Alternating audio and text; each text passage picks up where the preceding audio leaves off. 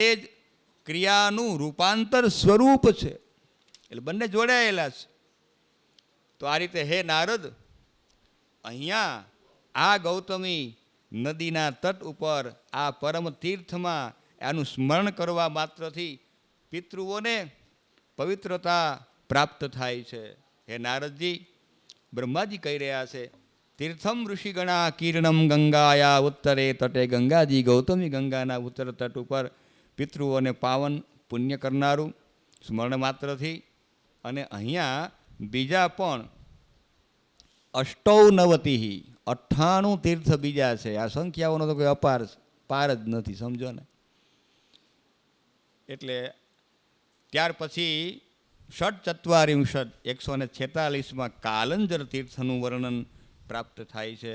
તો એ કાલંજર તીર્થ જરાનો વિનાશ કરનારું છે. એના કથાનક ઉપરથી એવું લાગે કે જ્યાં જરા, જન્મ મૃત્યુ જરા વ્યાધિ, આ બધાનો ભય નષ્ટ થઈ જાય છે. એને કાંઈ મૃત્યુ પ્રાપ્ત થતું નથી. જરા મરણજમ ભયમ નશ્યતિ યત્ર, એથી કાલંજર એવું એને નામ આપ્યું છે.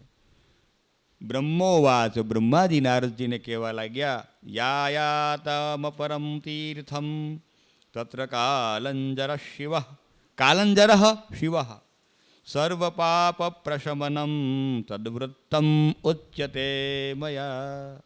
યયાતિર્નાહુસો રાજા, નહુસના દીકરા યયાતિ 6 હતા. ગઈકાલે આપણે ચર્ચા કરી, એમાં આનું પણ ઉલ્લેખ આ ફરીથી આવ્યું છે. ફરીથી એ કથાનકને રિપીટ કર્યું છે. જે કથા માનવ જીવનને વધુને વધુ સ્પર્શ કરતી હોય ને એની દ્વિરુક્તિ પણ ભાગવતમાં પણ છે, અહીંયા બ્રહ્મપુરાણમાં છે. બીજા આપણે વાંચ્યા નથી, ખાલી વર્ણ અને આશ્રમ પૂરતો મારો વિષય એટલે ત્યાં સુધી ગયો ને અનુક્રમણિકામાં મળી ગયું. એ પાના ખોઈલા ને એનું ઉદાહરણ કરી લીધું અને કાર્યમ સંપન્ન. તો પણ આવા પુરાણ પ્રજ્ઞા પ્રતિષ્ઠાન દ્વારા એક બ્રહ્મપુરાણને ખોલવાનો, વિચારવાનો, જાણવાનો, 2 અક્ષર ક્યાંક ગોઠવાઈ જાય, કાં તો આપણે ગોઠવાય ને કાં અક્ષર ગોઠવાય, 2માંથી 1 ગોઠવાય. કાલે અક્ષર આમાં ગોઠવાય, કોઈ માણસ કોઈ ગોઠવાઈ જાય. ગોઠે તો ગોઠવાય, પેલા ગોઠવું જોઈએ ને. આવું તપશ્ચર્યા છે આ. એ સમયના ઋષિઓ, મને તો એ આનંદ થાય છે કે ભાઈ એ સમયના જે નૈમિષારણ્યમાં જે વ્યવસ્થા હશે, 88,000 મીંડા કાઢી નાખું એટલા તો અહીં બેઠા જ છે. અને આવી સુંદર મજાનું આ તપોવન જેવી જગ્યા, સાહેબ શાસ્ત્રીજી, એ તો નૈમિષારણ્યાદ કિમ ન્યૂનમ કિમ ઉનમ, બહુ સુંદર મજાની. મનમાં વિચાર બેસવાનો થાય, મનને ગોઠે તો માણસ ગોઠવાય. મનને ગોઠે પહેલાં ગોઠવું જોઈએ ને, એટલે ગોઠે છે. એટલે બધા આપણે બેસીને આવા વિચાર, બ્રહ્મતત્વ વિષયના વિચારો, હા,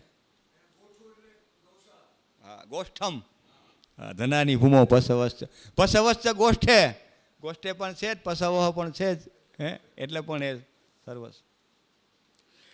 તો યયાતિનું ચરિત્ર પુનઃ અહીંયા પ્રારંભ થયું છે.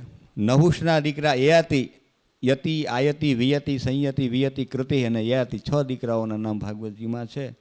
તો એ અહીંયા પણ જે કાલંજર શિવ, જરાને કાળનો સ્પર્શ ન થાય, અથવા જરા મરણજમ ભયમનો નાશ થાય, અથવા કોઈ પણ પ્રકારના અપમૃત્યુમાંથી જીવની શાંતિ પ્રાપ્ત થાય. મૃત્યુ તો અનિવાર્ય, જાતસ્ય ધ્રુવ મૃત્યુ, એમાં તો કંઈ ફેર પડવાનો છે જ નહીં. એ તો કાલંજર તીર્થની ચેષ્ટા તુ દેવયા નીતિ નામના શુક્ર સુતા શુભા શર્મિષ્ઠેતી દ્વિતીયા સા સુતા સ્યાદ વૃષપર્વણ. આ જ પ્રસંગ ત્યાં ભાગવતજીના 9મા સ્કંદમાં પણ છે. વૃષપર્વાની દીકરી શર્મિષ્ઠા, શુક્રાચાર્યની દીકરી દેવયાની. ફરીથી ગઈકાલના વિષયને થોડોક સ્પર્શ કરીએ, બહુ વિશેષ એમાં નહીં જઈએ. એ વૃદ્ધ થયા, 5 સંતાનો, 1ને 3 અને 1ને 2. દેવયાનીના 2 સંતાનો હતા અને શર્મિષ્ઠાના 3 હતા. બધાને પાસેથી એમને યુવાની માગી અને કોઈએ ન આપી. બધાની અહીંયા ત્યાં આગળ એકની પાસે યુવાની માગી નથી, અહીંયા એકની પાસે અલગ અલગ માગી છે. આટલો ફરક છે. પ્રત્યેક દીકરા પાસે મૂકીને ચાર પાસે ના પાડીને પાંચમા પુરુ પાસેથી આવી અને વયસા ન્યૂનઃ અને જ્ઞાનેન જ્યેષ્ઠઃ, ઉંમરમાં નાનો છે દીકરા પણ જ્ઞાનમાં તો મોટો છે. એટલે નાના મોટાનો ભેદભાવ જ્ઞાનની કક્ષામાં ન હોઈ શકે.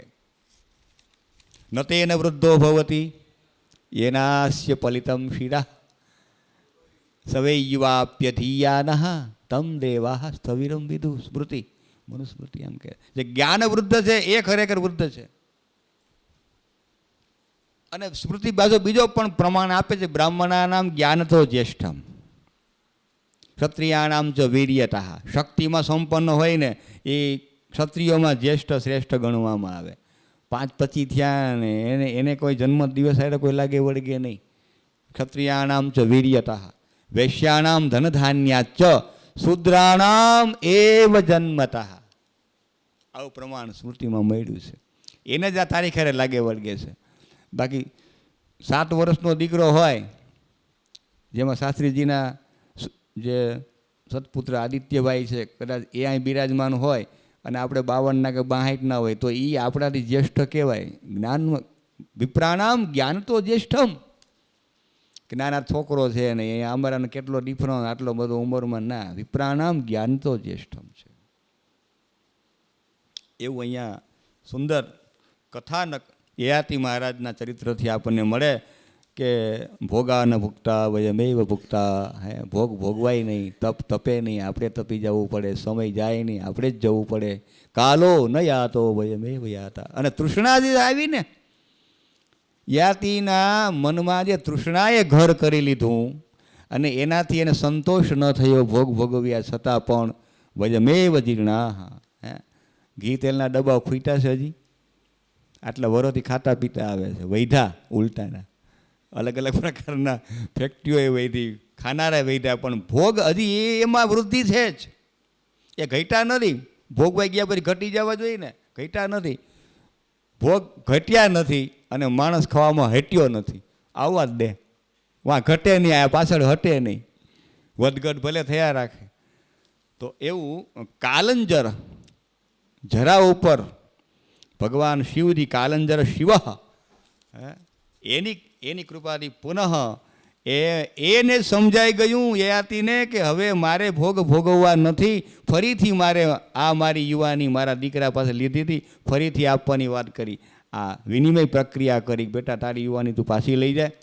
બધાને શાપ લાગ્યો હતો, શુક્રાચાર્યનો શાપ હતો, એમાંથી મુક્ત થયા. કોણ? યયાતિ. કે તું દેવયાનીની પાછળ આવું કરે છે. શર્મિષ્ઠા દાસી બનીને ગયેલી. ત્યાં કથા ભાગવતજીના 9મા સ્કંદના 18મા અધ્યાય 18-19માં આ ચરિત્રની કથા ત્યાં પ્રાય આવે છે. તો ન જાતું કામ કા એ પણ શ્લોકો ગઈકાલે આપણે એનો ઉચ્ચાર કર્યો અને યાદ કર્યા. એવું જ કથાનક અહીંયા પણ અહીંયા અલગ અલગ પાસે એની યાચના, અને ત્યાં બધા સામુદાયમાં બેહાડીને કીધું મને તમારામાંથી કોઈ દીકરો યુવાની તમારી આપો. આ એક એક પાસે માગણી કરે છે. સારી વસ્તુ લેવી હોય ને તો એક એકની પાસે માગવું પડે. હોલસેલમાં લેવું હોય ચિંતા નહીં, જે દ્યો એ આવવા દો. પણ કંઈક ઉત્તમ વસ્તુની પ્રાપ્તિ કરવી હશે તો અકસ્માત એક એક પાસેથી આ વસ્તુ આપને પ્રાપ્ત થાય. અને એટલા માટે બ્રહ્માજી નારદજીને કહી રહ્યા છે એવમાદીની તીર્થાની તત્ર અષ્ટોત્તરમેવ ચ. 108 બીજા તીર્થો અહીંયા પણ કહેવામાં આવ્યા, જેમાં સ્નાન દાન જપ તપથી આ ભગવતી ગૌતમી ગંગાના તટ ઉપર નિવાસ કરવાથી આ યયાતિ મહારાજની વૃદ્ધાવસ્થા દૂર થઈ, દીકરાઓને શાપમાંથી મુક્ત કર્યા, પોતે પણ પોતાના સસરા શુક્રાચાર્ય મહારાજના શાપથી મુક્ત થયા. આગળના 147મા અધ્યાયમાં અપ્સરા યુગ સંગમ તીર્થ છે. બંને અપ્સરાઓ ભેગી થઈ એ થઈ પછી એનું સંગમ થયો અને એનું કલ્યાણ થયું, એવી કથા આ અધ્યાયમાં છે. બ્રહ્મોવાચ, બ્રહ્માજી કહેવા લાગ્યા નારદજીને, અપ્સરો યુગમાખ્યાતમ અપ્સરા સંગમમ તતઃ તીરે ચ દક્ષિણે પુણ્યમ સ્મરણાત સુભગો ભવેત.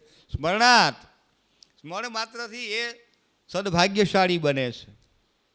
મુક્તો ભવતી અસંદેહમ, એમાં કોઈ શંકા નથી. સ્નાનાદિના નરહ, સ્નાન કરવા માત્રથી માનવ પોતાના પાપમાંથી મુક્ત થાય છે.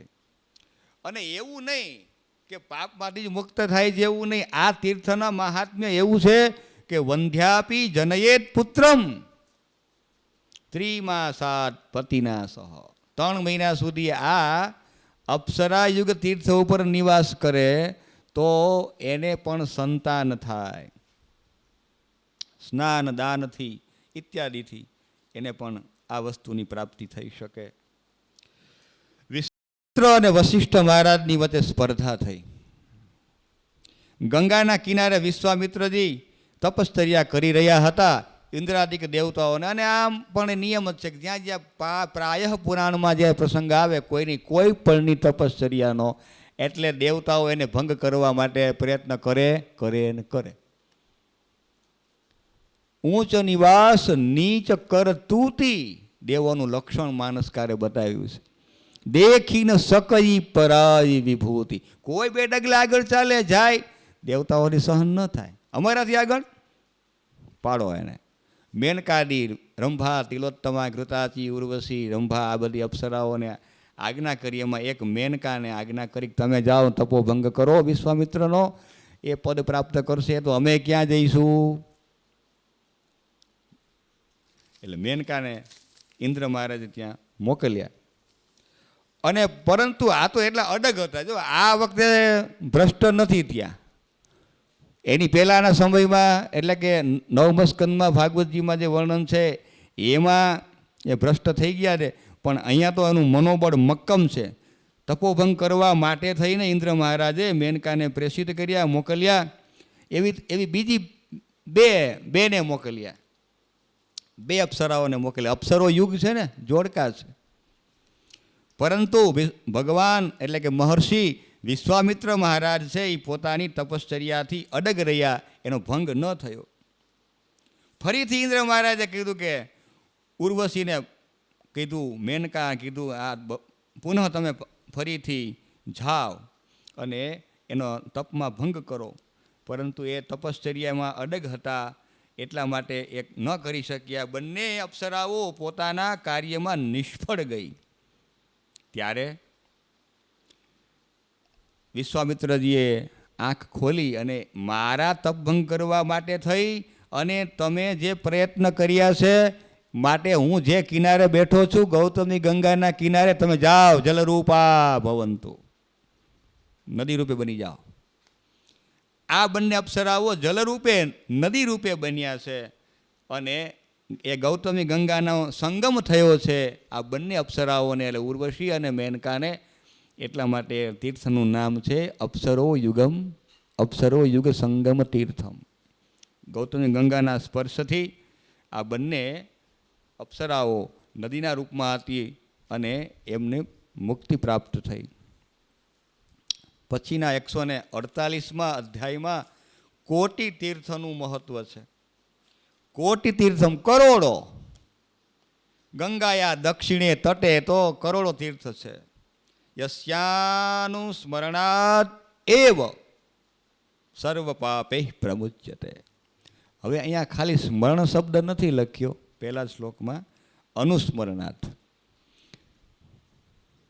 24 હોરા પર્યંત 24 કલાક અનુસ્મરણમ. એ જ મનમાં એ જ જપ. સ્મરણ થાય, અનુસ્મરણ થાય, સંસ્મરણ થાય અને મારા જેવાને વિસ્મરણ થાય. યાદ ન આવે તો શું થાય? વિસ્મરણમ, ભૂલી ગયા. તો આ કોટિ તીર્થનું મહત્ત્વ 148મા અધ્યાયમાં સુંદર રીતે પ્રતિપાદિત કર્યું છે. કોટીશ્વર ભગવાન મહાદેવજીનો નિવાસ છે આ ગૌતમી ગંગાના કિનારે. કણવો પ્રતિરથાત્મજ 9મા સ્કંદમાં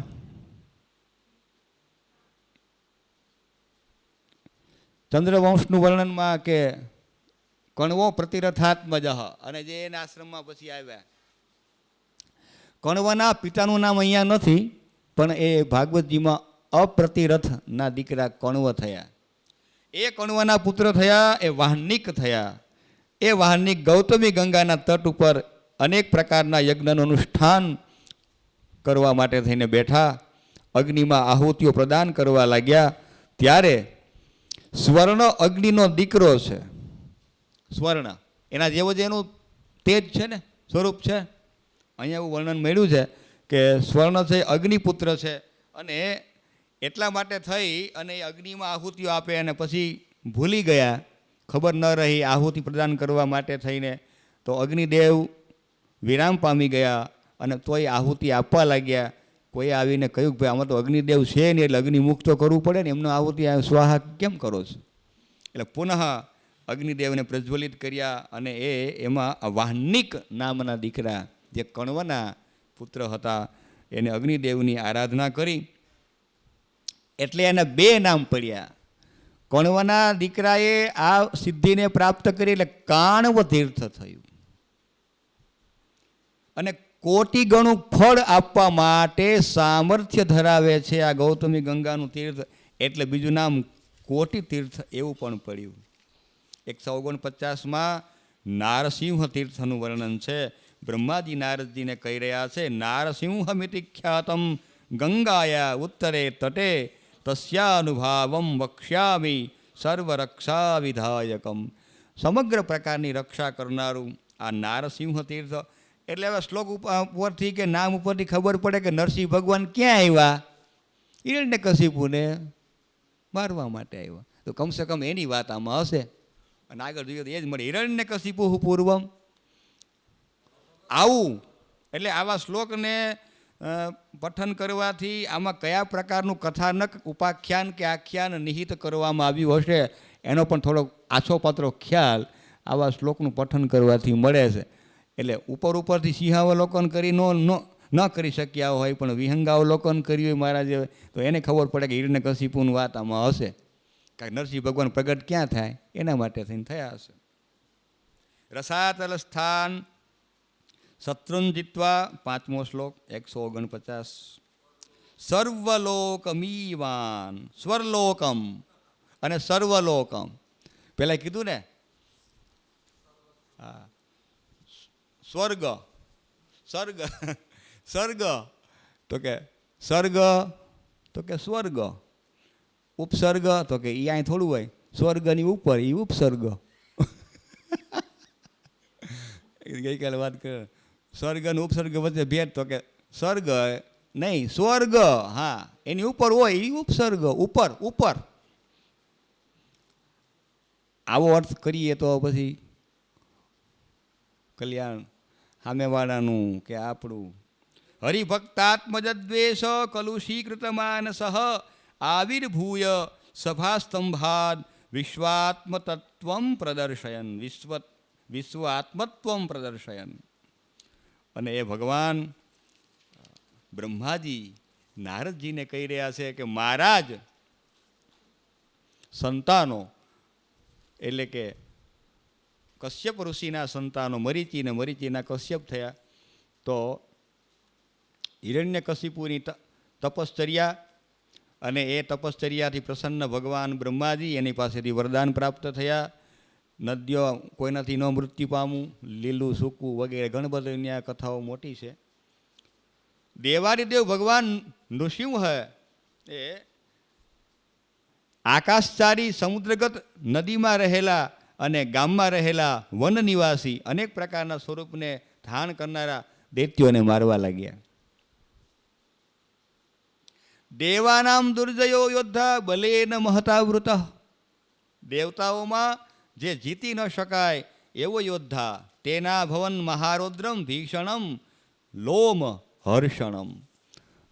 અને એને કારણે ભીષણ મહારૌદ્ર લોમ હર્ષણ એની સાથે સંગ્રામ થયો. મહારૌદ્ર લોમ હર્ષણ, ત્યાં રોમ હર્ષણ ને લોમ હર્ષણ એની સાથેની વાત, પણ ત્યાં પણ બલરામજી દ્વારા જે રોમ હર્ષણ હતા એમને દર્ભની શલાકાથી કે હુંકાર શબ્દથી કે એ રીતે એમનું નિધન થયું. ને પછી પુનઃ મુનિઓએ, ઋષિ મુનિઓએ પ્રાર્થના કરી કે ભાઈ આ તો અમને આ શ્રવણ કથા કરાવે છે, પુરાણોના પ્રવક્તા છે, પુનઃ આપ એની પર કૃપા કરો. તો એ સંદર્ભમાં 10મા સ્કંદમાં જ્યારે બલદેવની યાત્રા કરવાને માટે નીકળ્યા અને આ ઊંચા આસન ઉપર છે અને ઋષિ મુનિઓ નીચે, આવી કંઈક કથાઓ બહુ સારી રીતે શાસ્ત્રીજી છે. તીર્થાનામ અપી અશેષાણામ તથા તત્તીર્થમુત્તમમ તત્ર તીર્થે નરસ્નાત્વા કુર્યાન નૃ હરિપૂજનમ. ભગવાન હરિ સ્વરૂપે ભગવાન હરિ નૃ અને હરિ બંનેના ગુરુદેવના ચરણમાં પ્રણામ. આવો આવો, પધારો પધારો.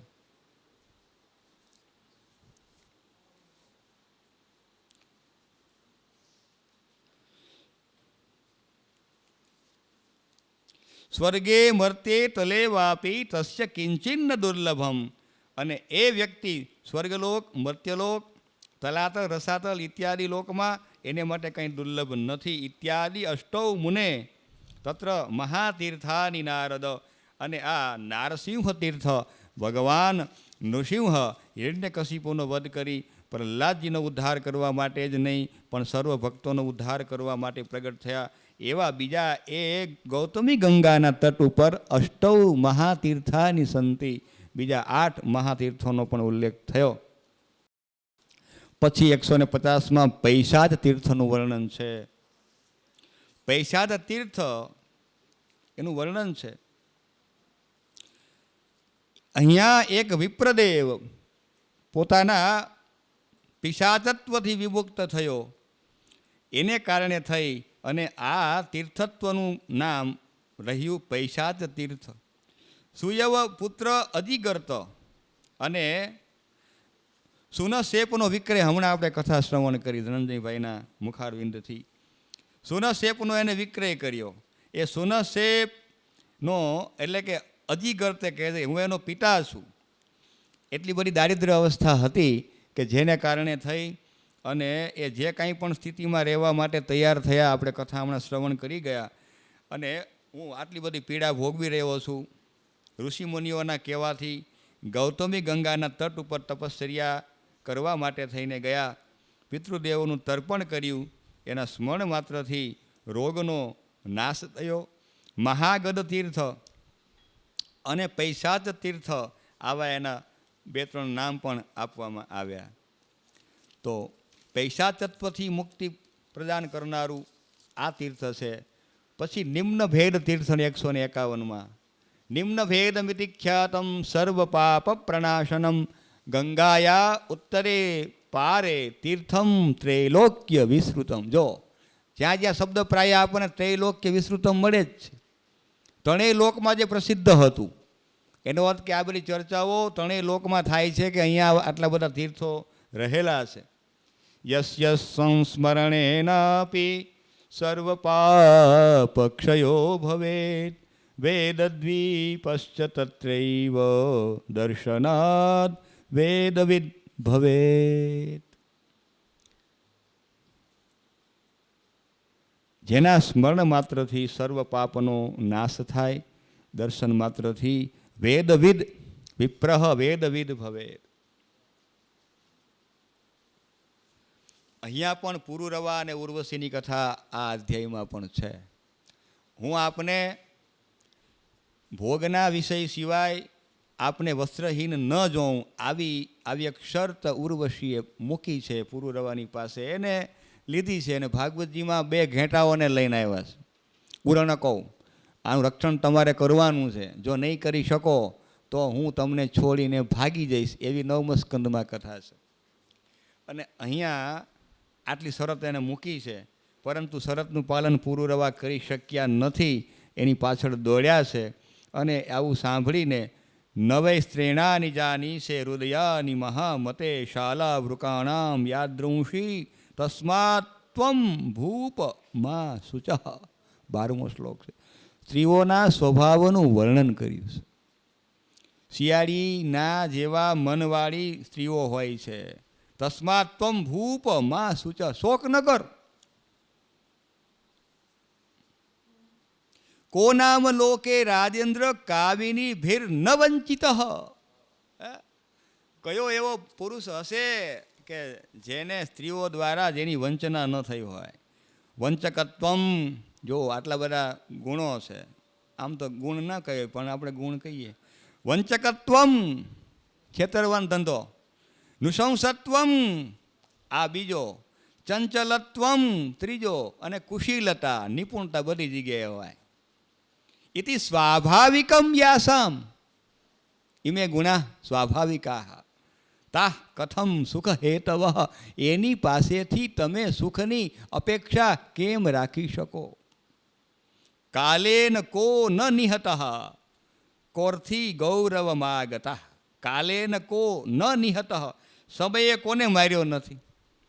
કોરથી ગૌરવમ આગત, માગનારો હોય એને ગૌરવ મળ્યું હોય, આવું ક્યાંય સાંભળ્યું છે?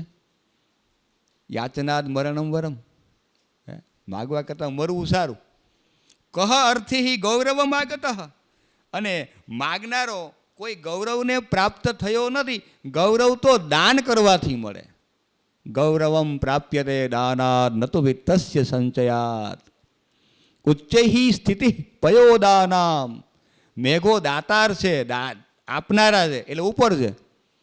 પયોધીનામ અધઃ સ્થિતિ, સમુદ્ર આવડો મોટો છે, ઘૂઘવે છે, પણ ક્યાં? નીચે. અને એ સંગ્રહ કરનારો છે, અને ઓલા આપનારા છે, એટલે આપનારનો હાથ ઉપર હોય, લેનારનો નીચે હોય કે નહીં? એ ઉપર જ રહેવાના ને. સુખાય યોષિત કસ્ય જ્ઞાત્વે તદ વિજ્વરો ભવ. સ્ત્રીઓ દ્વારા કોને સુખ મળ્યું? કોઈને નહીં. સુખ માટે સ્ત્રીઓ કાંઈ પ્રયત્ન કરતી નથી, કોઈને સુખી કરી શકતી નથી. એટલા માટે તમે તાપ મુક્ત થાઓ, વિજ્વરો ભવ, તાપ મુક્ત થાઓ.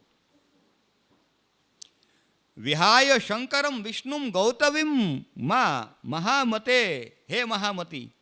આપ વશિષ્ઠ મહારાજ કહી રહ્યા છે કે હે મહામતી રાજન, હે પુરુરવા, તમે ગૌતમીના તટ ઉપર ભગવાન શંકર અને ભગવાન વિષ્ણુની આરાધના કરો. દુઃખીનામ શરણમ નાન્યદ વિદ્યતે ભુવનત્રયે. આ બે જણા દુઃખને દૂર કરનારા છે. દુઃખને દૂર કોણ કરે? જે સુખી હોય તે. દુઃખીની પાસે જાય તો શું થાય? હે દુઃખીન સમીપમ ગત્વા દુઃખ નિવારણમ કદાપી ન ભવતી. મહાપ્રભુજી અહીંયા સિદ્ધાંત રહસ્ય કે હું ભૂલી ગયો, 16 ગ્રંથમાં છે. લોકે પિયદ પ્રભુર ભુંગતે નયચ્છતિ કરહિચિત. તો એ જગતમાં પણ સિદ્ધાંત છે ભાઈ. લોકેપી યદ પ્રભુર ભુંગતે નયચ્છતિ કરહિચિત. એ જે ભોગવતો હોય બીજાને ક્યાંથી આપી શકે? એટલે ત્યાં પણ ભગવાન શિવજીનું અને ભગવાન વિષ્ણુનું પણ સ્મરણ ત્યાં મહાપ્રભુજીના એ કયા સિદ્ધાંત ગ્રંથ? એટલે કે 16 ગ્રંથમાં 100% છે, એ મને ખ્યાલ છે. તો અતઃ શિવશ્ચ વિષ્ણુશ્ચ જગતો હિતકારકો, ત્યાં મહાપ્રભુજી આપે છે. આ બે દેવો જગતનું કલ્યાણ કરનારા છે. અને એ સિદ્ધાંત છે, અને એનો આશ્રિત હોય, વૈષ્ણવ હોય, અને એ કે ભાઈ હું આ શિવ શબ્દ હું ન બોલું, એટલે મહાપ્રભુજીએ લખ્યા, તને શું વાંધો છે? અતઃ શિવશ્ચ વાંચો, અતઃ શિવશ્ચ વિષ્ણુશ્ચ જગતો હિતકારકો. એટલે આ અંધશ્રદ્ધા છે. ક્યાંય એવું મહાપ્રભુજીએ ક્યાંય કોઈ જગ્યાએ એવું ઉલ્લેખ નથી કર્યો કે આને તમે શિવ શબ્દનો ઉચ્ચારણ ન કરો. શાસ્ત્રીજી બરોબર છે ને? એ તો વૈષ્ણવ છે. વૈષ્ણવાનામ યથા શંભો 12મો સ્કંદ. એ તો મહાવૈષ્ણવ છે ભલામાના, એ કઈ વિરોધ કરે? અને યમુનાષ્ટકમાં શિવ વિરંચિ દેવસ્તુ તે પેલો શબ્દ મૂક્યો છે. તો પછી એ જ, એટલે એનો અર્થ કે એને ના નથી પડી, પણ પાછળથી આ બધું શબ્દ જોડાઈ ગયું છે. આમ કરો, આમ કરો, આમ. આ સિદ્ધાંતો કે છે. હે મહાપ્રભુજીના સિદ્ધાંતો આ કે. અને ચંપકેશ્વર મહાદેવનું મંદિર ચંપારણ્યમાં જ્યાં જ્યાં ગયા ત્યાં શિવજીનું મહાત્મ્ય, શિવજીનું મંદિર છે જ. કઈ બેઠક એવી જ્યાં ભગવાન શિવજી બિરાજતા નથી? તાત્પર્ય છે કે આપણે આ અંધશ્રદ્ધામાં ન જઈએ, શ્રદ્ધાનો વિચાર કરીએ કે આવું ન કરવું. એને કોઈ વાંધો નથી. એને માટે બધા દેવતાઓ બ્રહ્મા વિષ્ણુ મહેશ બધાનો સમન્વય, બધાની એકત્વ છે. ત્રયાણમ દેવાનામ એકત્વમ એવ ન સંશય, આ બધું પ્રતિપાદિત કરેલું જ છે. એટલે વશિષ્ઠ મહારાજની આજ્ઞાથી પુરુરવા ગૌતમી ગંગાના કિનારે તપશ્ચર્યા કરવા માટે ગયા. દુઃખીનામ શરણમ નાન્યદ, બીજું કોઈ દુઃખ દૂર ન કરી શકે ભાઈ. અને એ ભગવાન શિવજી અને ભગવાન વિષ્ણુદેવ એ દુઃખને દૂર કરનારા છે. આ રીતે વિચાર કરી અને પુરુરવા એ સ્થાન ઉપર ગયા અને એનાથી સર્વોન્નતિ અવાપ્યાસો મોદતે દિવી શક્રવત. ઇન્દ્ર મહારાજને જે સુખ મળે ને એવું સુખ એ પુરુરવાને પ્રાપ્ત થયું. અને એથી એનું નામ પણ, આ તીર્થનું નામ પણ નિમ્ન ભેદ, એટલે કોઈ ઊંચો છે કોઈ નીચો છે આવો ભેદ નહીં. દરેક ત્યાં આ આનંદ નામના તીર્થ ઉપર એ ભગવાન સોમ ચંદ્રમા બૃહસ્પતિ દ્વારા સર્વ વિદ્યાનો અભ્યાસ ચંદ્રમાએ કર્યો. ત્યારે ચંદ્રમા અને બૃહસ્પતિના પત્ની તારા, આ કથા એકવાર આવી ફરીથી અહીં પુનરાવર્તન થયું છે. ચંદ્ર દ્વારા તિરસ્કૃત થયા, બૃહસ્પતિ દ્વારા ચંદ્રને ધિક્કારવામાં આવ્યો કે તમે આવું કાર્ય કરો છો. રોહિણી અને તારામાં ઉપભોગ કરવા લાગ્યો ચંદ્રમાં. ત્યાર પછી બૃહસ્પતિ શુક્ર પાસે, એટલે કે શુક્રાચાર્ય પાસે ગયા, આ બધી વાત કરી કે આવું થયું છે. શુક્રે ચંદ્રમાને શાપ આપ્યો, કુષ્ઠરોગી ભવ, તો કુષ્ઠરોગવાળો થઈ જાય. 15 દી આ બધી એકદમ કુષ્ઠરોગી થયા. અને ત્યાર પછી બૃહસ્પતિના પત્ની તારા, એને શુદ્ધિ માટે દેવોએ કહ્યું કે તમે ગૌતમી નદીમાં સ્નાન પાન આચમન કરો, તપશ્ચર્યા કરો, એનાથી તમારી શુદ્ધિ થશે. અને બૃહસ્પતિ મહારાજ ગુરુ, દેવોના ગુરુ બૃહસ્પતિની સાથે તારા એના પત્નીએ પણ બધા જ ઋષિઓની આજ્ઞાથી ત્યાં સ્નાન, ગૌતમી ગંગામાં સ્નાન કરાવ્યું. એ બધા પવિત્ર બન્યા. અને પછી એમને વરદાન પ્રાપ્ત થયું કે ગુરુ જ્યારે સિંહ રાશિમાં હોય ત્યારે ગૌતમી ગંગાના સર્વ તીર્થમયી છે આ ગૌતમી ગંગા, અને ત્રિભુવનનું પાવન કરનારી છે. ત્યારે પ્રાયઃ બધા જ ઋષિમુનિઓ, સાધુ સંતો ત્યાં જે સ્નાન કરવાને માટે આવશે એને સર્વ પ્રકારના દુઃખમાંથી મુક્તિ મળશે અને આનંદનું દાન કરશે. આ તીર્થનો મહિમા ગાવામાં આવ્યો છે, એટલે નામ પડ્યું આનંદ તીર્થ. પછી ભાવ તીર્થ, જેવી ભાવના કરી એવું તીર્થમાં ફળ મળે. મંત્રે તીર્થે દ્વિજે દેવે દૈવજ્ઞે ભેષજે ગુરૌ યાદૃશી ભાવના યસ્ય સિદ્ધિર ભવતી તાદૃશી. એનું વર્ણન આ અધ્યાયમાં છે 153માં. બ્રહ્માજી કહેવા લાગ્યા, ભાવ તીર્થમિતિ પ્રોક્તમ યત્ર સાક્ષાત ભવ સ્થિતઃ અશેષ જગદંતસ્થો ભૂતાત્મા સચ્ચિદાકૃતિ. સચ્ચિદ અને આનંદાત્મક પરમાત્મા, અશેષ જગત અંતસ્થ, સમગ્ર બ્રહ્માંડમાં, સમગ્ર લોકમાં જે અંતઃ અંદર બિરાજમાન છે એવું આ ભાવ તીર્થ છે. ભાવથી જે તીર્થમાં સ્નાન કરીએ તો એનું ફળ આપણને એવું પ્રાપ્ત થાય. ગંગાજીમાં ગયા પછી ગંગાની ભાવના ન હોય તો મેળ ન પડે. ગઈકાલે ધનંજયભાઈએ વાત કરી એમ, મન ચંગા તો કથરોટ ને ગંગા. ભાવ છે ને, રોહિદાસજીની વાત.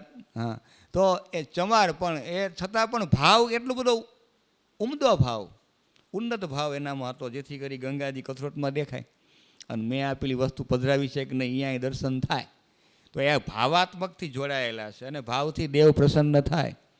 ભાવે ન દેવમ કલયા નરેન્દ્રમ ધનેન કાંતામ કપટેન શત્રુમ સત્યેન મિત્રમ કૃપયા ચ પુત્રમ પણ જ્ઞાનેન લોકમ વશમાનયંતી.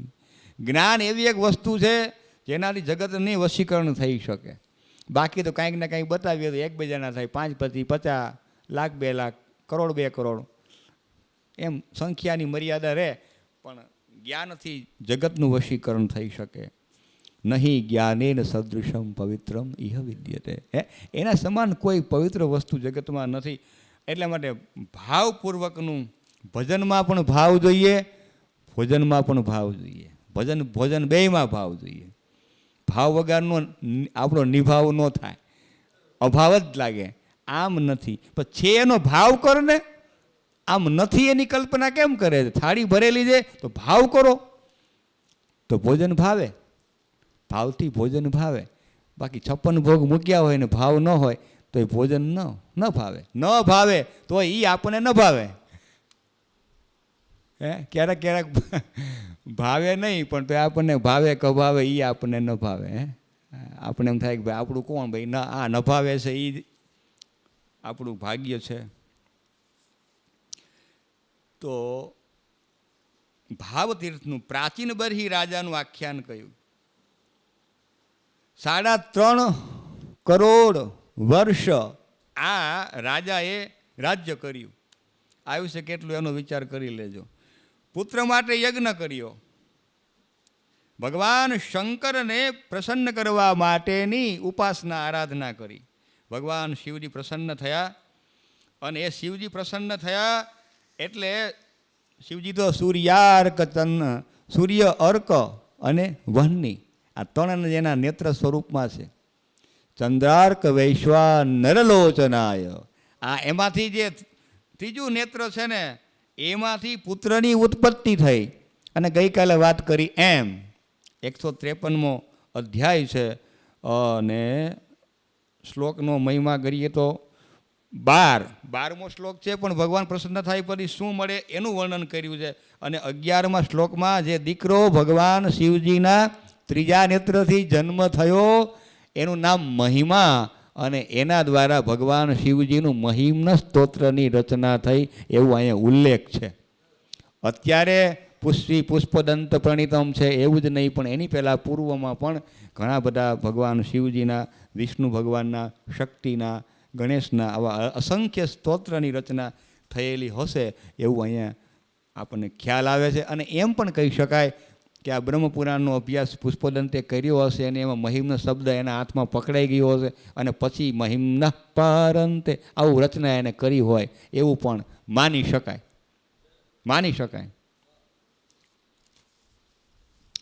અહીંયા જે શ્લોક મળ્યો છે ને એવો શ્લોક 10મ સ્કંદમાં અક્રૂરજી જ્યારે બેઠો છે 1-2 શબ્દ જ આમ તેમ છે. કિમલભ્યમ ભગવતી પ્રસન્ને શ્રીનિકેતને ત્યાં આગળ અહીંયા ત્રિપુરાંતકે યમ નિત્યમ અનુવર્તન્તે હરિબ્રહ્માદયસુરા.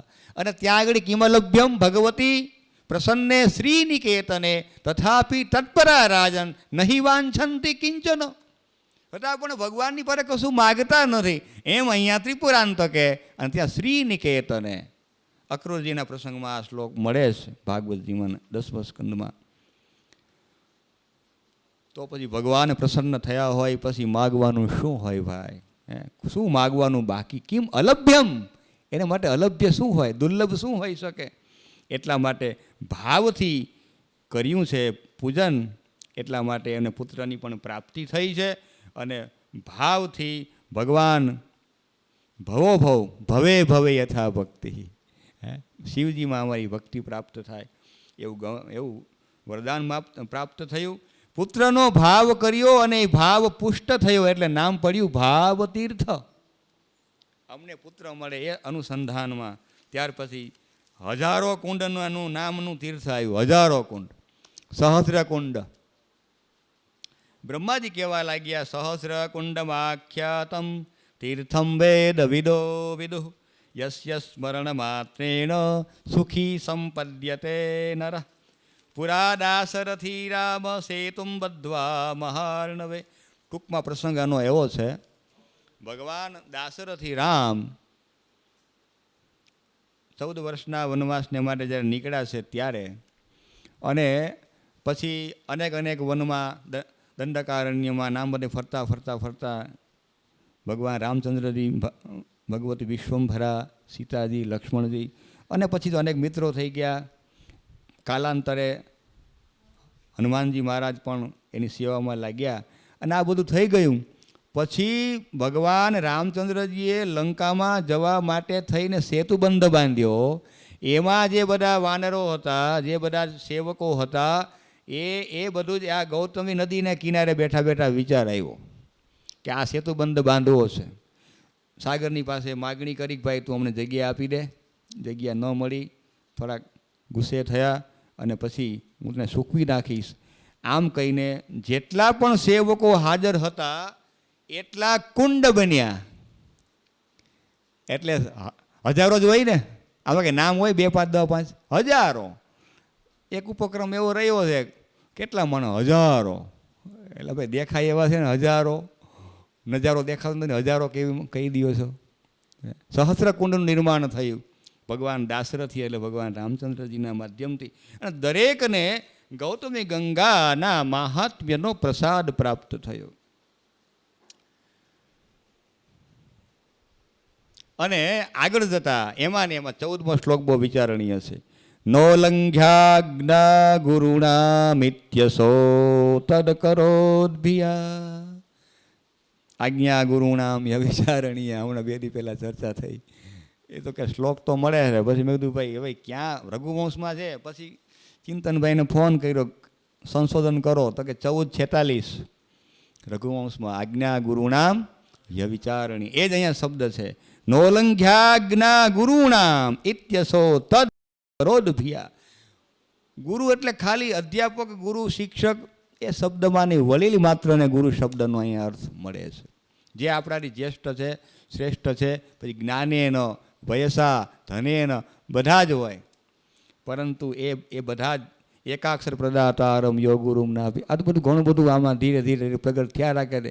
પણ આંકડા આમ પાછા ઘડિયાળના આમ તેમ પ્રગટ થયા રાખે. તમે આને જુઓ, આને જુઓ. કાલ કલયતામહમ એમ કીધું કે કાળ સર્વનો નિયંતા છે, નિયામક છે. એનામાં ધ્યાન તો આપવું જ પડે. પણ કંઈ વાંધો નહીં, અહીં બધું તૈયાર મળે એટલે પછી આમાં ધ્યાન આપીએ તો શું વાંધો. ત્યાર પછી કપિલા સંગમ તીર્થ. ફરીથી એ કપિલા સંગમ તીર્થ ગૌતમી તટે અદિતિના દીકરાઓ જે બધા ભેગા થયા તે સંઘ એ બધા ભેગા થયા ત્યારે કપિલા તીર્થમાખ્યાતમ તદેવાંગિરસમ સ્મૃતમ તદેવાદિત્યમાખ્યાતમ સૈહિકેયમ તદુચ્યતે. અહીંયા રાહુની કથા. વિપ્રચિત્તી ની પત્ની સિંહિકા અને સિંહિકા ગર્ભસંભૂતમ તમ રાહુમ પ્રણમામ્યમ. એ રાહુની અદ્ભુત કથા અહીંયા આ અધ્યાયમાં આપણને મળે છે. આદિત્યો દ્વારા યજ્ઞભૂમિ એનું ભક્ષણ કરવા માટે થઈને જે યજ્ઞમાં બેઠા હતા એ યજ્ઞભૂમિ જે હતી એ સિંહણ બની અને બધાને ભક્ષણ કરવાને માટે લાગી. ત્યારે બધા જ આદિત્યો બધા એટલે કે દેવતાઓએ રક્ષણ કરો, રક્ષણ કરો, રક્ષણ કરો આવું કહેવા લાગ્યા. ત્યારે પૃથ્વી માતા ભગવાન વિષ્ણુની પાસે ગયા અને કપિલા ધેનુ બની અને ભૂમિ એમને ગયા અને કપિલા ગૌ ભૂમિના બદલે એ વિપ્રોને આપવા માટે આપી દીધી. ત્યારથી એ કપિલા ગાય બની અને પૃથ્વી જે હતી એ દરેક પ્રકારનું બધાને અન્નદાન આપતી હતી. એટલા માટે કપિલા સંગમ એવું તીર્થનું નામ પડ્યું. 56મા અધ્યાયમાં એટલે કે 156 શંખ હૃદ તીર્થનું વર્ણન છે. ભગવાન શંખચક્ર ગદા પદ્મ ધારણ કરનારા છે. એટલા માટે શંખ હૃદ તીર્થ એ બ્રહ્માંડમાં રાક્ષસો બહુરૂપી થયા, અનેક સ્વરૂપને ધારણ કરનારા બન્યા. એના વધ માટે ભગવાન વિષ્ણુએ ગૌતમી ગંગાના કિનારે ભગવાન વિષ્ણુએ ચક્ર ઉઠાવ્યું એટલે નામ પડ્યું છે શંખ હૃદ તીર્થ. શંખ તીર્થ, ચક્ર તીર્થ આ બધા જ આયુધો ભગવાનના છે. રાક્ષસનો વધ થયો અને શંખનાદ થયો ત્યાંથી શંખ હૃદ તીર્થ એવું નામ પડ્યું. પછી કિષ્કિંધા તીર્થ. માણસના 7 સોપાનમાં એક કિષ્કિંધા કાંડ એટલે એક સોપાનનું નામ છે. એમાં એવી કથા મળી છે ભગવાન રામજીએ કિષ્કિંધા વાસીઓને સાથે લઈ અને રાવણનો વધ કર્યો. અને ત્યાર પછી અયોધ્યામાં પુનઃ પાછા પધારતા હતા ત્યારે આ બધા જ કિષ્કિંધાવાસીઓને આ ગૌતમી ગંગામાં સર્વને સ્નાન કરાવ્યું સાથે લઈને. બધાનો જ ની સેવા હતી અમારી સાથે એવું વિચારીને ભગવાન રામજીએ ગૌતમી ગંગામાં બધા કિષ્કિંધાવાસીઓને સ્નાન કરાયું, જે ભુક્તિ અને મુક્તિ આપનારું છે. એટલા માટે નામ પડ્યું કિષ્કિંધા તીર્થમ. તીર્યતે અનેન અસ્મિન વા ઇતિ તીર્થમ. પછી ભગવાન વ્યાસનારાયણનું તીર્થ આવ્યું 58માં, જેનું બીજું નામ પ્રાચેતસ તીર્થ પણ છે. બ્રહ્માના 10 માનસ પુત્રો એ બધા વિહાર કરવા લાગ્યા. આંગિરસ પુત્ર થયા, અંગિરાના દીકરા આંગિરસ એટલે બૃહસ્પતિ થયા. એ માતાને પૂછ્યા વગર તપ કરવા માટે ચાલ્યા ગયા. એની પણ અનુમતિ લેવી પડે. એને પૂછ્યું નહીં, પિતાને પૂછ્યું, સિદ્ધિ પ્રાપ્ત ન થઈ અને એટલા માટે થઈ અને પુનઃ અગસ્ત્ય મહારાજને પ્રણામ કરીને પૂછવા લાગ્યા, ગૌતમી ગંગા તટે જાઓ, એને આશ્રમ બનાવી ભગવાન શિવજીની આરાધના કરો, ભગવાન શિવજી પ્રસન્ન થશે.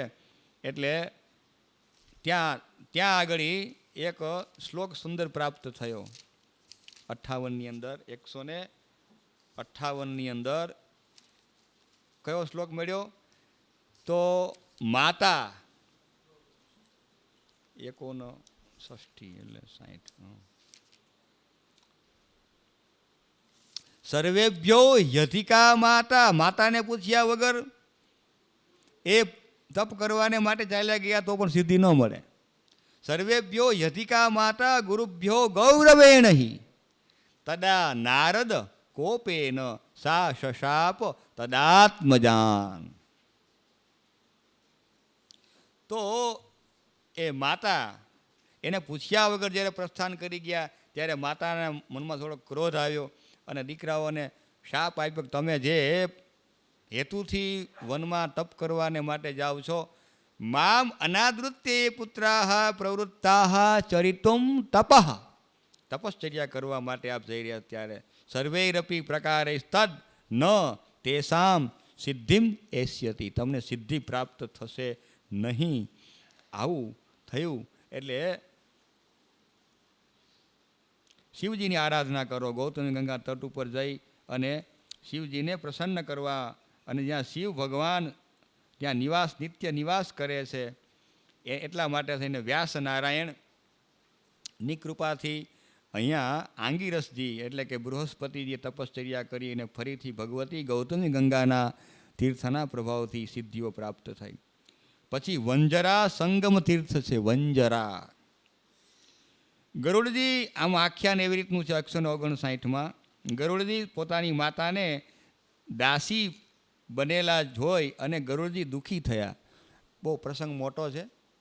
વિનતા અને કદ્રુનો ભાગવતજીમાં એનો ઉલ્લેખ છે. સમયનું બંધન છે એટલે આપને ખબર હશે. પણ એ સૂર્યના અશ્વો શ્વેત છે એવું કદ્રુએ કહ્યું. વિનતાએ કહ્યું કે ના કાળા છે. કદ્રુએ કહ્યું કે કાળા છે, વિનતાએ કહ્યું કે શ્વેત છે. પછી ખરેખર શ્વેત હતા અને કદ્રુએ પોતાના દીકરા કાદ્રવેયાહા નાગોને આજ્ઞા કરી કે એ તમે બધાએ સૂર્યના અશ્વને વીંટાઈ જાઓ. અને પછી એ દૂરથી જોયું, જે હારી જાય એની દાસી બને, આવી એક શરત હતી. આ બધી કથા ત્યાં આગળ છે. એટલે સર્પો વીંટાઈ ગયા એટલે લાગે કેવા? કાળા હતા. કેવા? ગૌરવર્ણના હતા. એટલે કીધું બેન તું હારી ગઈ ને, દાસી બની જા. એટલે દાસી થઈ ગઈ. એ ગરુડજી દુઃખી થયા. કદ્રુ વિનતાએ સ્પર્ધા કરી એની મેં વાત આપને કહી. ગરુડજી દ્વારા નાગ સર્પોને લઈ સૂર્ય સમીપમાં ગમન કરવા લાગ્યા. એટલે કદ્રુએ પાછું અહીંયા થોડીક કથા જુદી છે. કદ્રુએ વાત કરી વિનતાને કે તમારો દીકરો તો ભગવાન સૂર્યનો સારથી છે અને ભગવાન વિષ્ણુ તો ગરુડજી ઉપર બિરાજમાન થઈને ભગવાન વિષ્ણુ એ તો વિચરણ કરે છે, તો મારા દીકરાઓને દર્શન કરવા ન લઈ જાય? વિનતા કે કેમ ન લઈ જાય? અવશ્ય લઈ જશે. એટલે ગરુડજીએ સાપને બધાને કર્યું હાલો બીજો એક પીઠ ઉપર ને એક આગળ અગ્રે પૃષ્ઠે મધ્ય ને એમ બધા ગોઠવાઈ ગયા. આમ તો એનો આહાર છે પણ એ વિહાર કરવા માટે લઈ જતા હતા. એટલે પ્રહાર કરાય નહીં, સંહાર કરાય નહીં, કાંઈ ન થાય એટલે લઈ ગયા. અને પછી જેમ જેમ જેમ ભગવાન સૂર્યનારાયણની નજીકમાં આવ્યા એમ એમ તાપથી તપ્ત થવા લાગ્યા અને બળવા લાગ્યા. પાંખો બળવા લાગી, ધડ નીચે પડવા લાગ્યા, અમારે જવું નથી, હવે બસ અહીંયા યાત્રા પૂરી કરો. ગરુડજી કે પૂરી ન થાય, આવવું જ પડે. ભેગા લીધા છે તો એમને એમ થવાય, જેમ હોય એમ ગમે સ્થિતિમાં પણ આવવું જ પડે. એટલે આ પ્રસંગ અહીંયા ગરુડજી સર્પોને ભગવાન સૂર્યનારાયણ દર્શન કરવાને માટે લઈ જાય છે. એની દિવ્ય કથાઓ અહીંયા છે. એટલે એનું નામ છે વંજરા સંગમ તીર્થ. એ કેમ પડ્યું થોડી આગળ કથા છે. રસાતળના જળથી નાગલો અને આ બધા સર્પો એને કીધું કે આને પુનર્જીવિત કેમ કરે. ધોળ મીંડા પડવા, તાપે ને તપતા હાથે સર્પા ભુવમ ગતા, નીચે મીંડા પડવા. હવે આને પુનર્જીવિત કેમ કરવા. રસાતળમાં જે ગંગાજી છે એનું જલ લાવો અને છંટકારો, પ્રોક્ષણમ કુર્વંતુ, છાંટો તો એ સજીવન પુનર્જીવન પ્રાપ્ત થયું. ઇન્દ્ર દ્વારા વૃષ્ટિ કરવામાં આવી. આમ તો છાંટે કરે કેમ મેળ પડે, એકદમ હાવ બળીને ખાક જેવા થઈ ગયા, અધમુઓ થઈ ગયા હોય એમાં છાંટકોરા મારી મેળ ક્યાંથી પડે. એટલે ઇન્દ્રદેવે વૃષ્ટિ કરી. ગંગોદક સર્વ પાપનો નાશક છે અને ગૌતમી ગંગાના દક્ષિણ તટે અમૃત વાહિની જે વંજરા નામની નદી કહેવાય છે. એટલે એનો સંગમ ગૌતમી ગંગા સાથે થયો. એટલે વંજરા નદી કહેવાડી. હા, અમૃતવાહિની ગંગા, અમૃતવાહિની વંજરા નામની નદી બની. ગૌતમી નદીના દક્ષિણ તટ ઉપર ને આ બંનેનો સંગમ થયો, વંજરા નદી અને ગૌતમી ગંગાનો. તેથી આ તીર્થનું નામ પડ્યું છે વંજરા સંગમ તીર્થ, એવું એનું ઉત્તમ નામ પડ્યું. પછી દેવાગમ તીર્થની વાત આવી, કુશતર્પણ તીર્થની વાત આવી. હવે ખાલી વાત આવી એમ જ કહેવાશે, વાત નહીં કહેવાય, વાત આવી. મન્યુ તીર્થ આવ્યા. સારસ્વત તીર્થની 163માં અધ્યાયમાં એની ચર્ચા આવી.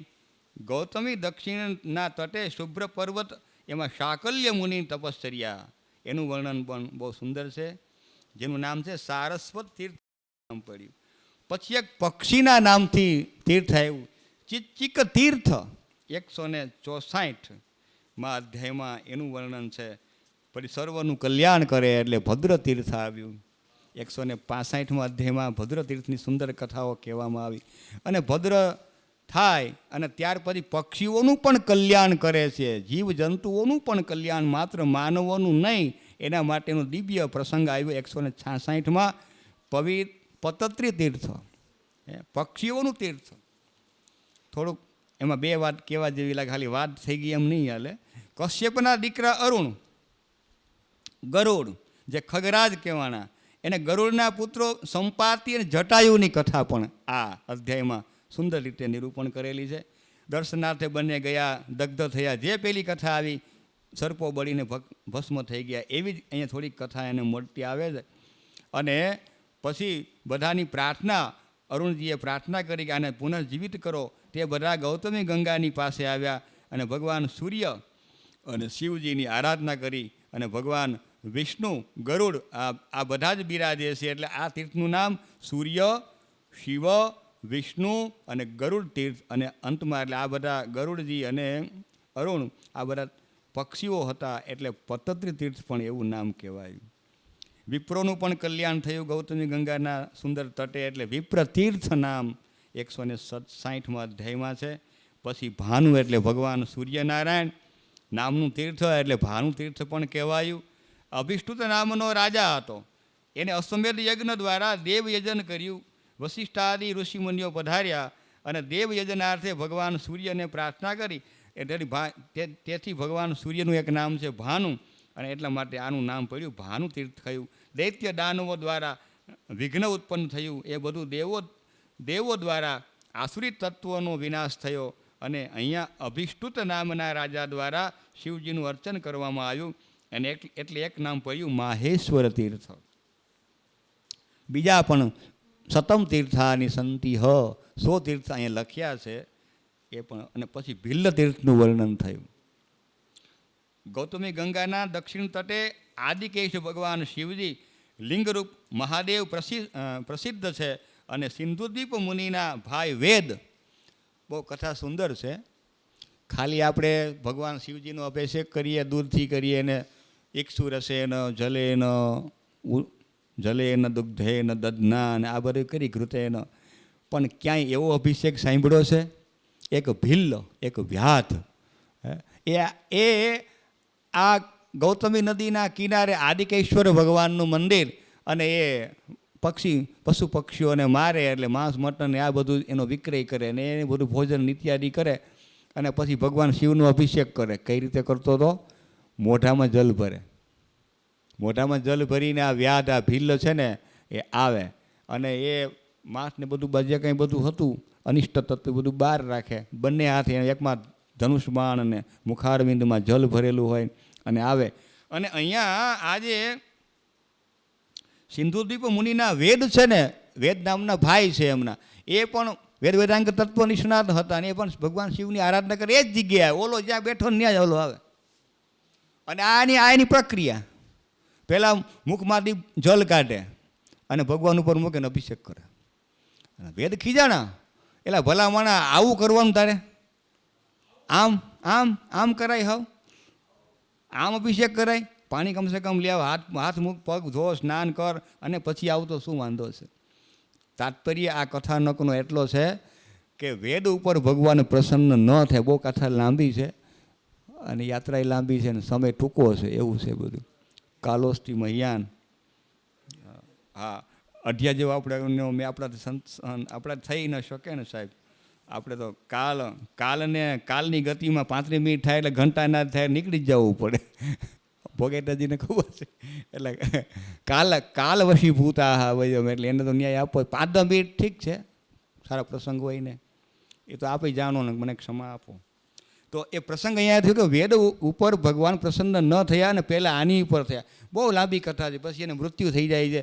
પછી આ વેદ જે છે ને એ ખીજાય છે, ગુસ્સો આવે છે કે તમારી ઉપર તો શીલા પાડવી જોઈએ, મોટા પથ્થર નાખવા જોઈએ. આવા નઠોર કઠોર ભોળા દુનિયા આખી કે આમાં કાંઈ દેખાતું નથી મને, ભોળાપણું કાઠપણું છે કાંઈ જ બધું. એટલે એને ગુસ્સામાં આવીને શીલા આદિકેશ્વર ભગવાન શિવજી ઉપર પટકાવી અને એમાં એક લક્ષણ એટલે એક રેખા નીકળી, તડ પડી અને પાછા આ તો રોજ આવતો ઓલો વ્યાધ તો રોજ આવે. એને જોયું અને એમાંથી ઓહો આવું કેમ થઈ ગયું હશે. એ શિવલિંગ ઉપર જ્યારે પથ્થરને પટકાવ્યા, શિલાને પધરાવી, ત્યારે એમાં ચીરો પડ્યો, એમાં રુધિરની ધારા નીકળી. અને રુધિરની ધારા નીકળી એટલે મૃત્તિકાદિ દ્વારા એનું લેપન કરવામાં આવ્યું. પછી તો એને વેદને ખબર પડી એટલે આવું કર્યું. પણ આ વ્યાધ બીજા દિવસે પાછો આવ્યો, પુનઃ આવ્યો અને ભગવાન દર્શન કર્યા અને જોયું, ઓહો આપની આ દશા, હું જેની આરાધના કરું છું એની આ દશા, હવે મારે જીવવું નથી. એટલે મરણને શરણે થઈ જાય છે આ વ્યાધ. અને ત્યારે એ ગૌતમી ગંગાના કિનારે આ આદિકેશ્વર ભગવાનની કૃપાથી પુનઃ જીવન પ્રાપ્ત થયું છે. એ ભીલને થયું એટલે નામ પડ્યું ભીલ તીર્થ નામ પડ્યું. કિરાત તીર્થ કહેવાય, ભીલ તીર્થ જે આપણે કહીએ તે. પછી ચક્ષુ તીર્થની કથા આવી 170મા અધ્યાયમાં. એના પછીમાં આગળમાં જઈએ ત્યારે 171ના અધ્યાયમાં ઉર્વશી તીર્થની કથા આવી. ત્યાર પછી સામુદ્ર તીર્થની કથાઓનું નિરૂપણ 172માં. ગૌતમ મુનિએ ગંગાજીને પૃથ્વી પર લાવ્યા. ગઈકાલ ચર્ચા આપણે સાંભળી, પ્રાય રિપીટ થઈ રહી છે અહીંયા. બ્રહ્માના કમંડલુ અને બ્રહ્માના કમંડલુમાં એ ગંગાજી હતા અને શિવજીના મસ્તકમાં હતા. એટલે ગંગાજી સ્થિર થયા. સાગરે ગંગાને પ્રાર્થના કરી કે તમે મારામાં આવો અને મારી સાથે મળી જાઓ. એટલે એ ગૌતમી ગંગાએ કહ્યું કે અરુંધતી આદિ સપ્તર્ષિઓ પોતાના પરિવાર સાથે અહીંયા આવે તો હું તમારી પાસે આવું, એકલી નહીં. એટલે બધાને વિનંતી કરી અને સપ્તર્ષિઓ વિશ્વામિત્ર, જમદગ્નિ, ભરદ્વાજ, ગૌતમ, અત્રિ, વશિષ્ઠ અને કશ્યપ આ બધા જ પરિવાર સાથે ત્યાં પધાર્યા. એના પતિદેવો સાથે આવ્યા અને આ ભગવતી ગૌતમી ગંગા સમુદ્રમાં મળ્યા. એટલે એનું નામ સામુદ્ર તીર્થ, ગંગા સાગર કે સાગર સંગમ કે જે આપણે કહેતા હોય, જે એના નામ અલગ અલગ હોય એ પ્રમાણે થયું. 173મા અધ્યાયમાં ભીમેશ્વર તીર્થનું વર્ણન છે. ભગવાન ભીમેશ્વર, ભગવાન શિવજીના અસંખ્ય નામ, ગુણ, સ્વરૂપ અસંખ્ય લીલાઓ ભગવાનની છે. સપ્તર્ષિગણ નામના નામ પ્રમાણે ગંગાની સપ્ત ધારાઓના નામ છે. આ સપ્ત એટલે 7 ઋષિઓ છે ને, એમ ગંગાજીની 7 ધારાઓના આ ઋષિઓના નામથી એની ધારાઓના નામ પડ્યા છે. ત્યાર પછી તે બધા ઋષિઓએ યજ્ઞનો આરંભ કર્યો અને વિશ્વરૂપ પધાર્યો. ત્વષ્ટાના દીકરા વિશ્વરૂપ ત્યાં આવ્યા. દેવને દુર્જય એવો દીકરો મને પ્રાપ્ત થાય એના માટે થઈ અને આપ ઉપાય વિચાર કરો. વિશ્વામિત્રે કર્મનો મહિમા કહ્યો. કર્મ શું છે એની આખી એનો આ કર્મના સિદ્ધાંતો બધા જ સમજાવી દીધા. ધર્માદિનું કારણ કર્મ છે, ભાવ અનુસાર કર્મ ફળ મળે છે. આ બધી ચર્ચાઓ બંનેની વચ્ચે એટલે કે વિશ્વામિત્રની વચ્ચે, વિશ્વામિત્ર અને વિશ્વરૂપની વચ્ચે આ બધી ચર્ચાઓ થઈ. છતાં પણ એ ધર્માદિનો વિચાર કરવા માટે થઈ અને ભગવાન અને એમને ત્યાં વૃત્રાસુર નામનો પુત્ર ઉત્પન્ન થયો, જેને દેવરાજ ઇન્દ્રે એમને હણ્યો. અને એ બધું જ ગૌતમી ગંગાના કિનારે થયું. ત્યાં ભગવાન ભીમેશ્વર ભગવાન છે. એ ભગવાન ભીમેશ્વરને પ્રણામ કરી અને આ કિનારે સ્નાન દાન કરી અને મુક્તને પામ્યો. એટલા માટે નામ પડ્યું ભીમેશ્વર તીર્થ નામ પડ્યું. ગંગા સાગર સંગમનો મહિમા પણ ગૌતમી ગંગા દેવમુનિ દ્વારા સંસ્તુત થયેલા, જેની સ્તુતિ કરવામાં આવી. અત્રિ ઇત્યાદિ ઋષિઓએ ગંગાજીનું સ્તવન કર્યું. સમુદ્ર ગંગાનું પ્રસિદ્ધ સંગમ સ્થાન એટલે ગંગા સાગર સંગમ, જેને આપણે આજે કહીએ છીએ અલ્હાબાદ ઇત્યાદિમાં, તો એ હરિહરને ત્યાં બિરાજમાન છે. એવા સ્થાનનું નામ ગંગા સાગર પડ્યું. અને 175મો અધ્યાય, જેમાં તીર્થોનું ચતુર્વિધત્વ નિરૂપણ છે, જેને શ્રવણ કરવું જ રહ્યું. કેટલા પ્રકારના તીર્થ છે, ક્યાં ક્યાં છે એનો ઉલ્લેખ તો આપણને અહીં મળી ગયો. પ્રાય ગૌતમી ગંગાના કિનારે જ પ્રાય છે.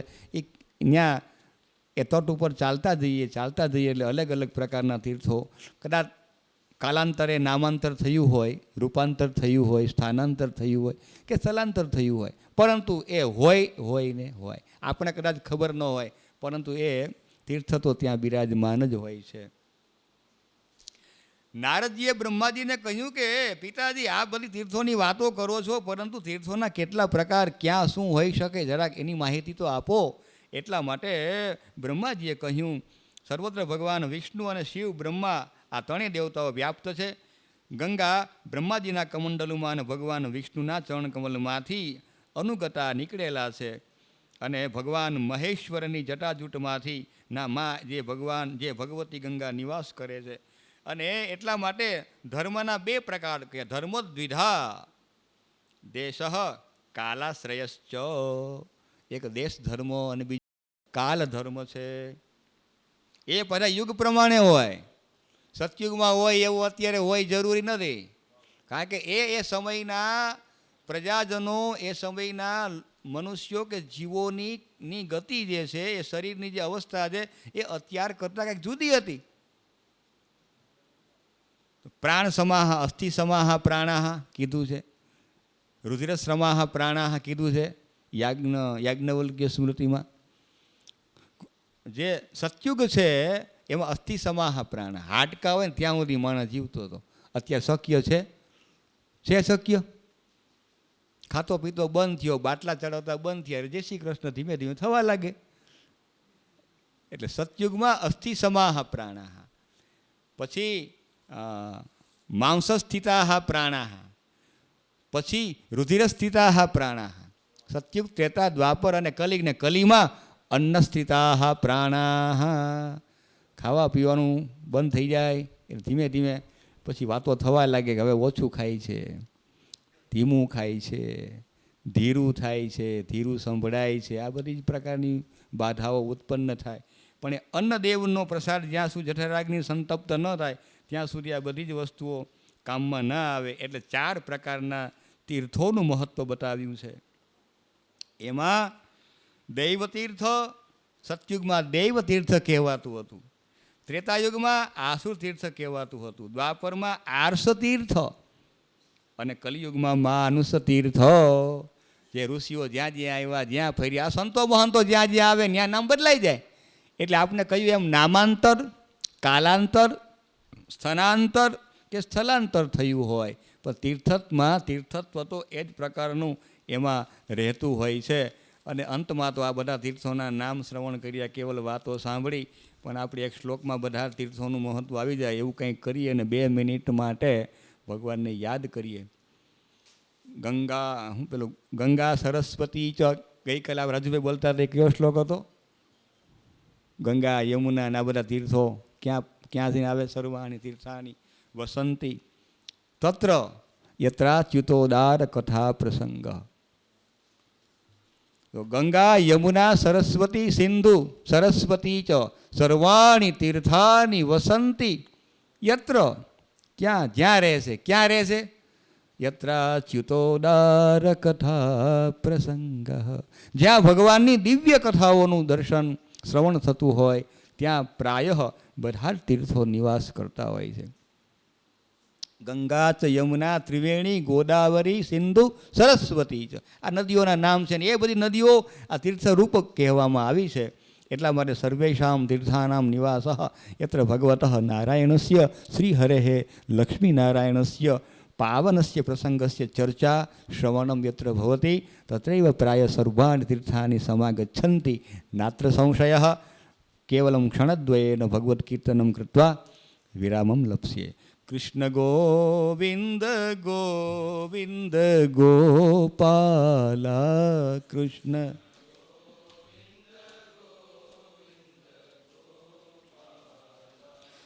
ભજ મુરલી મનોહર નંદલાલા, ભજ મુરલી લા કૃષ્ણ ગોવિંદ ગોવિંદ ગોપાલા ગોવિંદ. તમે નંદ યશોદાના લાલા, તમે નંદ તમે વસુદેવ દેવકીના વહાલા, તમે વસુદેવ. કૃષ્ણ ગોવિંદ ગોવિંદ ગોપાલા કૃષ્ણ ગોવિંદ. અમે તો કરીએ કાલાવાલા, અમે તો કરી મારું ધ્યાન તું રાખજે શ્રીજી બાવા, મારું ધ્યાન તું રાખજે શ્રીજી બાવા, મારું ધ્યાન તું રાખજે નંદલાલા, મારું ધ્યાન તું રાખજે નંદબા. કૃષ્ણ ગોવિંદ ગોવિંદ ગોપાલા કૃષ્ણ ગોવિંદ ગોવિંદ ગોપાલા, કૃષ્ણ ગોવિંદ ગોવિંદ ગોપાલા, કૃષ્ણ ગોવિંદ ગોવિંદ ગોપાલા. શ્રી ગિરિરાજ ધરણ કી જય, શ્યામ સુંદર શ્રી યમુને મહારાણી જી કી જય, શ્રી વલ્લભાધીશ કી જય. अपने अपने गुरुदेव की जय, अपने अपने मात पिता की जय, बोलो भाई सब संतन की जय. ओम नमः पार्वती पतये हर हर महादेव.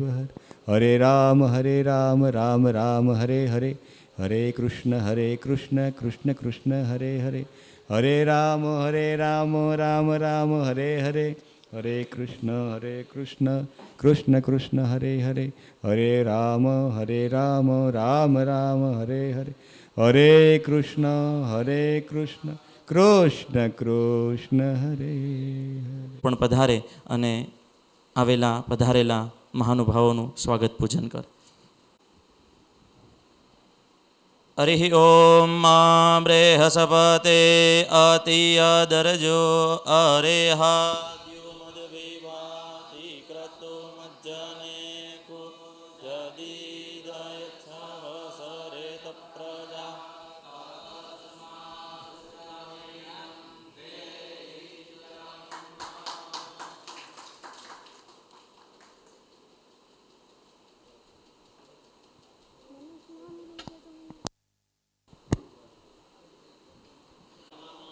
કૃષ્ણાય વાસુદેવાય હરયે પરમાત્મને